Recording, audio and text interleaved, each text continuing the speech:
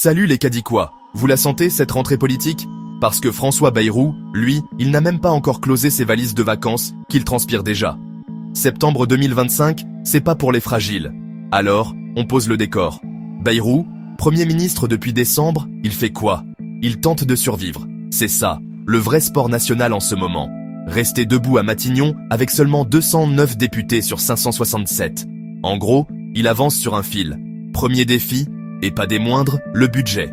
En septembre, c'est la finale des arbitrages avant de présenter le projet de loi de finances. Et là, accrochez-vous. Bayrou balance un plan de 43,8 milliards d'euros d'économie. Oui, vous avez bien entendu, c'est massif. Mais c'est quoi concrètement? Une année blanche, rien ne bouge. Retraite gelée, prestations sociales figées, impôts pas bougés, revalorisation zéro. Même l'inflation, il dit non.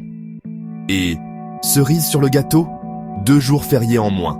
Le lundi de Pâques et le 8 mai, disparu. Imaginez l'ambiance. Mais attention, le vent se lève. Les oppositions, elles affûtent les couteaux. Marine Le Pen, cash, si Bayrou ne change rien, on dépose une motion de censure. Bardella, pareil, il refuse de voir disparaître les jours fériés. Et alors à gauche, c'est festival.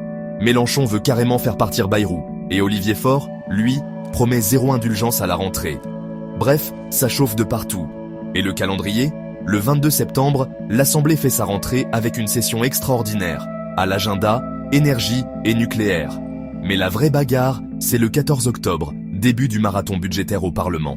Et comme si ça ne suffisait pas, la CGT et les syndicats sont déjà sur le pied de guerre. Sophie Binet a prévenu, ils vont bloquer la route. Mais attendez, c'est pas fini. Bayrou doit verrouiller ses derniers arbitrages. Les lettres plafond envoyées aux ministres en août, c'était que l'apéro.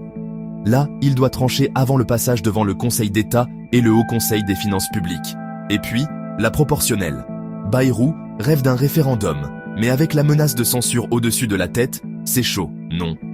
En résumé, il se retrouve face à une équation impossible. Déficit à 5,8% du PIB, oppositions à gauche, ET à droite, syndicats en feu, opinion publique au plus bas, et il lui faut économiser l'équivalent du budget de l'éducation nationale.